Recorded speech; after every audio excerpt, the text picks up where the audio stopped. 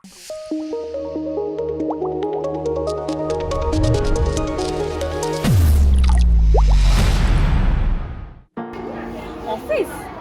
রাত্রে নির্ভয়ার ঘটনাটা আপনারা জানেন না?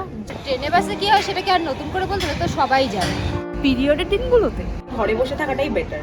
কিন্তু বাবা বললো বাড়ির বাইরে এতক্ষণ থাকিস না, মেয়ে মানুষ। বাড়িতে থাকাই বেটার। বাচ্চাকে একা রেখে কি করে অফিস যাই বলুন তো? তোকে প্যাশন ফলো করতে হবে না। সকালবেলা এত কাজ সামলে, ঘরের কাজ করে, রান্না বান্না করে, এত সব কাজ করে কি সারাদিনের জন্য রোজ রোজ আসা সম্ভব? ইম্পসিবল। আমার পক্ষে তো সম্ভব নয়। না, সামনাসামনি কেউ সমালোচনা করে না, কিন্তু পেছন ঘুরুন আপনার নামে পুরো একদম সমালোচনা করে ভরিয়ে দেবে। একই কথা সব জায়গায়, মেয়ে তো কিছুই পারে না।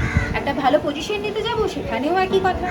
चाहे हम उनके जितना ही काम करें, मेहनत करें, तो भी हमें उतना सैलरी नहीं देते, हमें लो सैलरी पे ही काम करना पड़ता है।